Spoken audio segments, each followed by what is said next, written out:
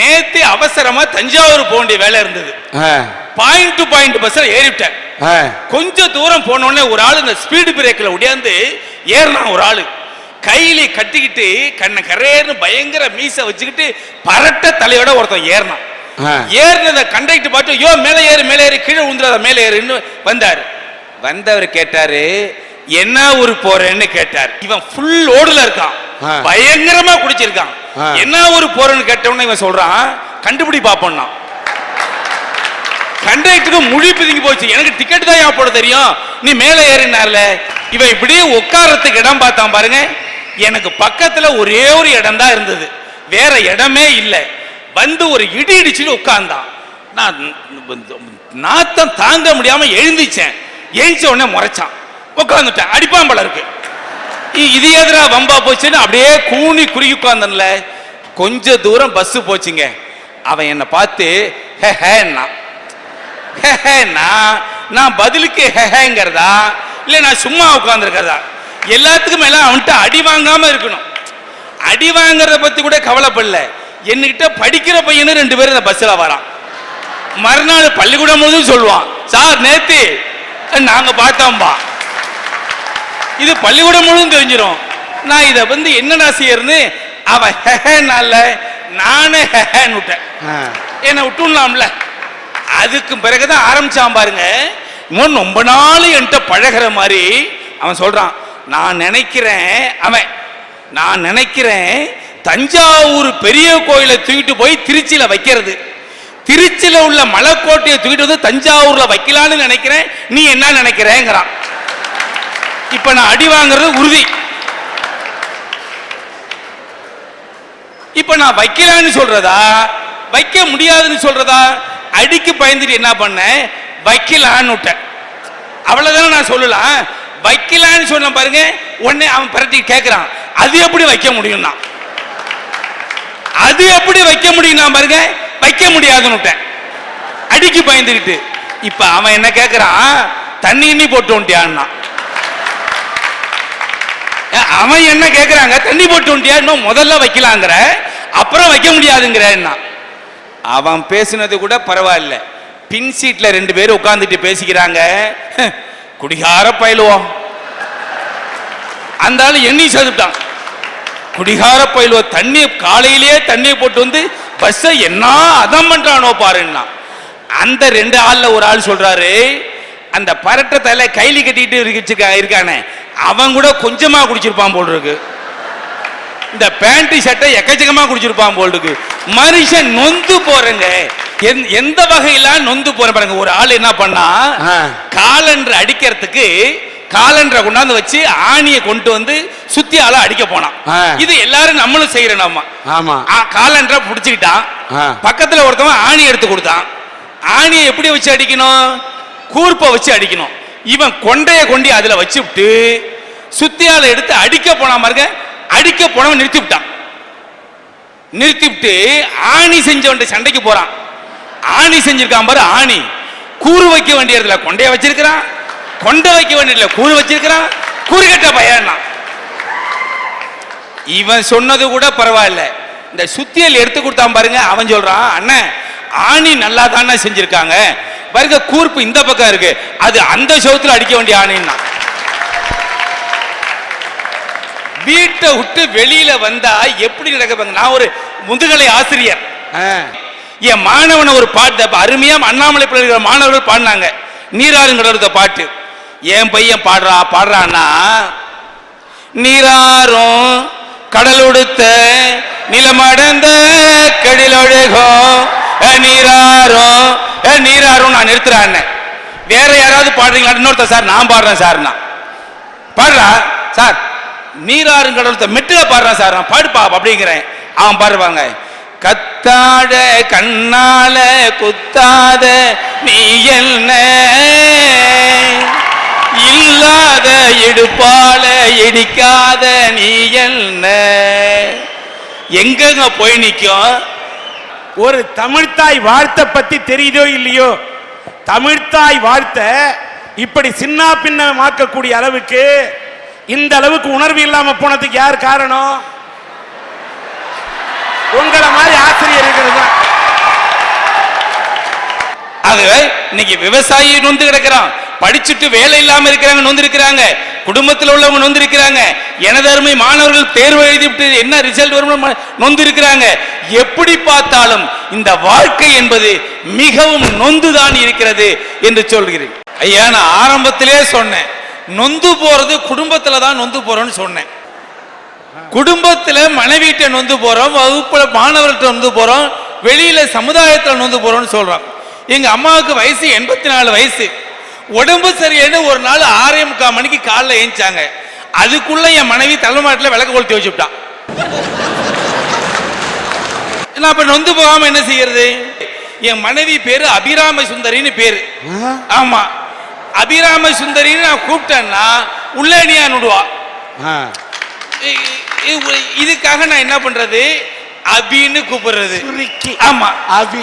ஆமா, அந்த அபின்னு கூப்பிடுறது அவளுக்கு ரொம்ப பிடிக்கும். ஏன்னா அவ்வளவு அபிமானமா கூப்பிடுறீங்களா? அப்படி ஒண்ணும் இல்ல, அவ நினைச்சுக்கிட்டு இருக்கிறா நம்ம மேல அவ்வளவு பிரியமா இருக்கிறான்னு. அபின்னா அடங்காப்பிடாரின்னு அர்த்தம்.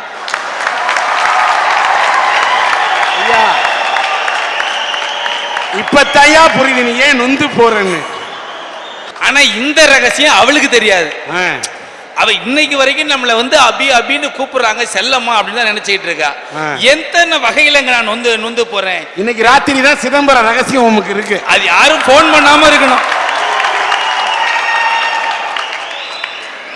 ஒரு நாள் என்ன பண்றா, பச்சை மிளகாயை அரைச்சி அம்மா வாயில கொடுத்துட்டா. பாக்குறேன் உடனெல்லாம் விங்க இருக்கு. என்னடி பண்ணேன்னா டாக்டர் தான் சொன்னாரு, பச்சை காய்கறியா அவங்க கொடுங்க அப்படின்னு சொன்னாருன்னு சொன்ன. டாக்டர் தான் சொன்னாரு. என் பையன்ட்ட என்னுடைய எனக்கு முடியாதுங்கிற வார்த்தையே என் டிக்ஷனரியில் இல்லடா. அதுக்கு ஒருத்தன் சொன்னா, டிக்ஷனரி வாங்கும் போதே பார்த்து வாங்கியிருக்கணும், அதுக்கு நான் என்ன பண்றதுன்னா. இப்படி உள்ளவனை வச்சுக்கிட்டு என்ன பண்றது? ஒரு அப்பா சொல்றாரு பையன்ட்ட அறிவுரை சொல்றாரு, ஏய் இந்த மெட்ராஸுக்குடா ஒரே ஒரு கிழிஞ்ச பணியினோட நான் வந்துடுறேன், இன்னைக்கு 2 லட்சம் இருக்குண்டா அப்படின்னாரு. 2 லட்சம் பணி நான் வச்சிருக்கேங்கிறான். இந்த மாதிரி உள்ளவனை வச்சுக்கிட்டு நம்ம என்ன செய்யறது? அந்த எங்க ஊர் பக்கத்துலன்னு பார்த்தீங்கன்னா டிரைவரை சுத்தி காலேஜ் பெண்கள் நிக்கணும். அந்த காலேஜ் பெண்கள் இருந்தால் தான் அந்த டிரைவருக்கே ஓட்டுற மூடு வரும் போல் இருக்கு. அவன் டிரைவர் என்ன பார்த்து சொல்றான், பெருசு பின்னாடி போங்கிறான். அதிலே ஒரு சண்டை ஒன்று நடக்கும் பாத்துறீங்களா? காலேஜ் பெண்கள்லாம் வந்தவொடனே டிரைவர் உள்ளவா உள்ளவா உள்ளவாம் பாரு. வயசான அம்மா ஏறிச்சுன்னு வச்சுக்க, போ பின்னாடி பாரு. அழகிக்கு கொடுக்கிற மரியாதையெல்லாம் கிழவிக்கு கொடுக்க முடியுமா ஐயா அப்படின்றார. அவன் கண்டக்டர் வைறான், கிழவி எல்லாம் இங்க அனுப்பு, காலேஜ் பெண்கள்லாம் அங்க அழிச்சுக்க அப்படிங்கிற. எல்லாம் சுத்தி நிக்குது இல்ல. இத பார்த்த உடனே இந்த டிரைவருக்கு மகிழ்ச்சி வரும் பாருங்க. அப்படியே பவுடர் எடுத்து பூசிட்டு இந்த கண்ணாடியை பார்த்துட்டு அதுக்குன்னு ஒரு கேசட் வச்சிருப்பான். அந்த கேசட் பாட்டை போட்டு எங்க ஊர்ல ஒரு ஆள் ஓட்டினான் பாருங்க. இதுக்கு இடையில வண்டி போற வேகமா தாங்க முடியல, இப்படி போயிட்டே இருந்தது இல்ல. இப்படி ஒரு டேர்னிங்ல திருப்பினா பாருங்க, ஒரு ஆள் ஓடி விழுந்தான். விழுந்த உடனே எல்லாரும் யோ நிறுத்து நிறுத்து நிறுத்து, ஒரு ஆள் விழுந்துட்டான் ஒரு ஆள் விழுந்துட்டான்.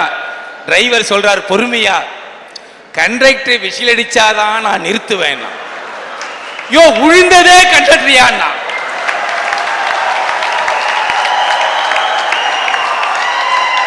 விழுந்ததே கண்டக்டர் பாருங்க. டிரைவர் ஆனா புளிய மரத்துல போய் மோதிச்சு, மோதி எல்லாம் கீழே விழுந்து கடந்து ஒரே கத்தா கத்துறாங்க. கண்டக்டர் மெதுவா போய் ஒவ்வொருத்தன் பாக்கெட்டா விட்டு பாக்குறான். என்னையா பாக்குறேன்னு ஒருத்தன் கேட்டான். யாரோ ஒரு ஆள் டிக்கெட் வாங்கல. எப்படி இருக்காம பாருங்க. ஆனா இது கூட பரவாயில்ல. இன்னொருத்தர் சார் கண்டக்டர் சார் என்னையா ₹1 பேலன்ஸ்ங்கிறான்.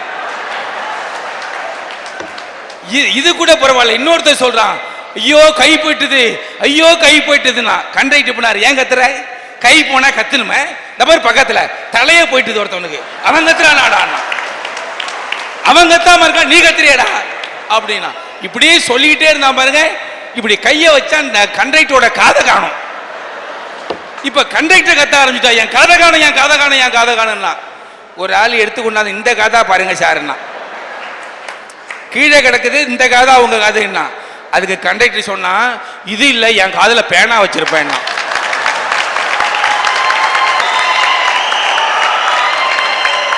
மனுஷன் இன்னைக்கு நொந்து போய் கிடக்குறான். எங்க காலேஜ் பையன் பஸ்ல ஏறதே ஒரு ஸ்டைல்.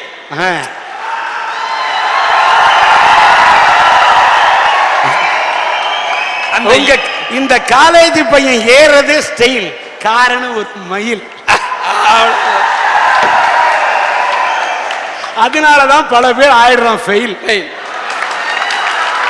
ஏறும் பொழுது சீட்டு போடுவான் பாருங்க, இந்த லேடிஸுக்கு இந்த நோட்டை எடுத்து ஒரு பேப்பரா கழிச்சு ஒரு 5-6 பேருக்கு சீட்டு போடுவான். அது ஒரு தனி அலாதி. வந்து ஏறும்போதே கண்டக்டர் சொன்னாரு, இது பாயிண்ட் டு பாயிண்ட் பஸ்ஸுப்பா, மாயவரத்தை விட்டா சிதம்பரம் தான், இடையில சீர்காழி நிற்கும், வைத்தீஸ்வரன் கோயில் நிற்கும், வேற எங்கேயும் நிக்காதுன்னாரு. ரூட்டை மாத்த கூடாது. மயிலாடுதுறை, வைத்தீஸ்வரன் கோயில், சீர்காழி, சிதம்பரம். வழி தெரிஞ்ச என்கிட்டயே வழி மாறி பேசக்கூடாது.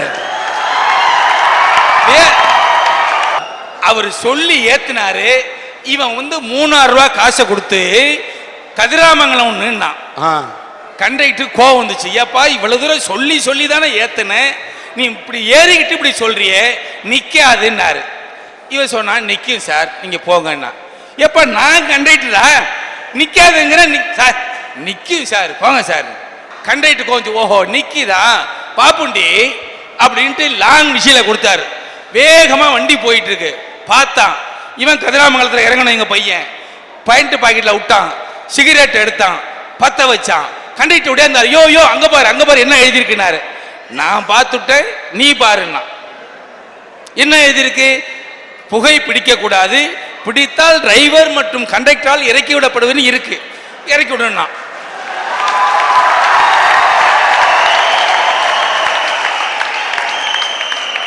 அதுக்குள்ள கதிராமங்கலம் வந்துட்டுது. இறங்கிட்டு டாட்டாண்டு போட்டான். எங்கு பார்த்தாலும் மனிதன் நொந்துதான் இருக்கிறான். விதி வழி இல்ல, சதி வழி இல்ல, நிதி வழி இல்ல. மனுஷன் இன்னைக்கு நொந்து போய் கிடக்குறான். ஒவ்வொருத்தரும் ஒவ்வொரு வகையில நொந்து போய் கிடக்குறான். நீ மைக்க தூக்கி பிடிக்கலன்னா நான் நொந்து போயிடுவேன்.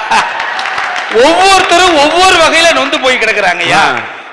ஒண்ணு இல்ல, பக்கத்து வீட்டுல ஒரு ஆளு மனைவி வரும்போதெல்லாம் ஒரு மாத்திரை தூக்கி வாயில போட்டாரு. ஒரு ஆள் பார்த்தா, என்னையா நீ மனைவி வரும்போதெல்லாம் மாத்திரை போறேன்னு. தலைவலி வந்தா மாத்திரை போட சொன்னாரு டாக்டர். இப்ப இவன் என்ன நினைச்சிட்டான், தலைவலின்னா இதுதான்ங்கிறான். ஐயா, வந்தது தலைவலி அல்ல, அவனோட தலை விதி. அதுவும் ஒண்ணுதான், ரெண்டும் ஒண்ணுதான். அது கூட பரவாயில்ல. உங்களுக்கு கல்யாணம் ஆயிடுச்சாயா? என்ன உங்களுக்கு கல்யாணம் ஆயிடுச்சாயா? ஒரு தடவை ஆயிட்டது. அப்படின்னா நீங்க நொந்து போய் தாயா இருப்பீங்க.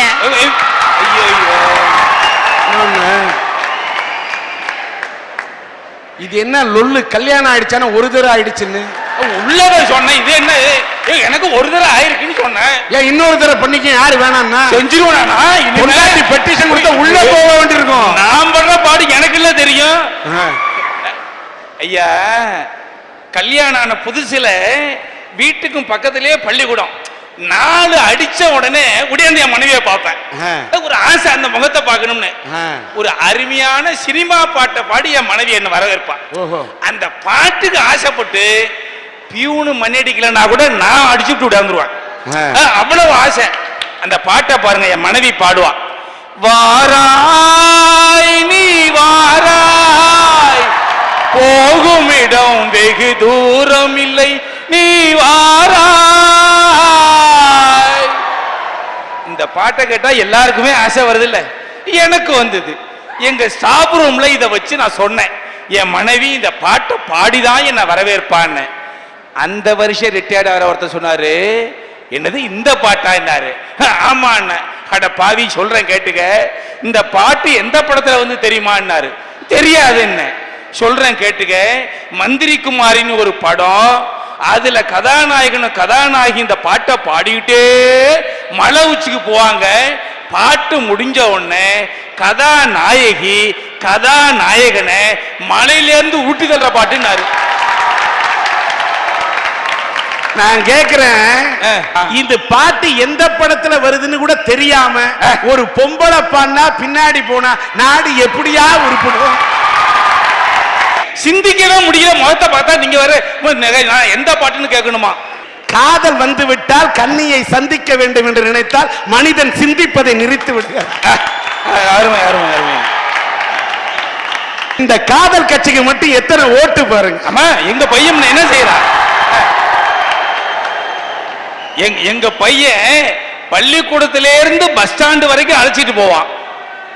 அதான் நேரடியா அழைச்சிட்டு போவான், கண்ணாலேயே பஸ் ஏற்றுவான் எங்க பையன். நான் ஒரு ஹையர் செகண்டரி ஸ்கூல் வாத்தியார். எங்க பையன் இந்த பெண்களை பஸ்ல ஏத்தி விடுறதே ஒரு முறையா இருக்கும். அப்படியே பஸ் ஸ்டாண்ட்ல நிக்கிற பொண்ணு அப்படியே கண்ணாலேயே சொல்றீங்களா? பையங்களுக்கு நம்ம பசங்களுக்கு படிக்கவும் தெரியும், சைட் அடிக்கவும் தெரியும். ஐயா, இது மட்டும் இல்லைங்க, கல்யாணம் ஆனவங்களை பார்த்தா தெளிவா கண்டுபிடிச்சுடலாம், கல்யாணம் ஆகாதவங்களை பார்த்தாலும் கண்டுபிடிச்சுடலாம். கல்யாணம் ஆகாதவங்களை பார்த்தா தெளிவாக பாத்தீங்களா எப்படி இருக்காங்க பையனா பாருங்க.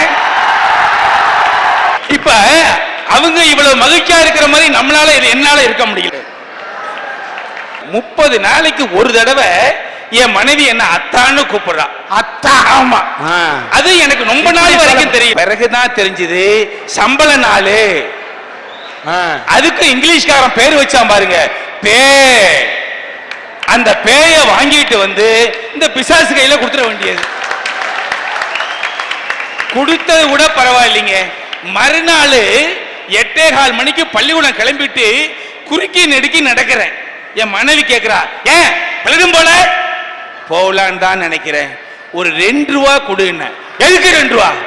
11 மணிக்கு எல்லா வாத்தியாரும் டீ குடிக்கிறாங்க, எனக்கு குடிச்சா தேவலாம் போல இருக்கு. இந்த 1.5 ரூபா அதுக்கு தகுந்த மாதிரி வாங்கி குடிக்கிறான். அப்ப மனுஷன் நொந்து தானங்க இருக்கணும்.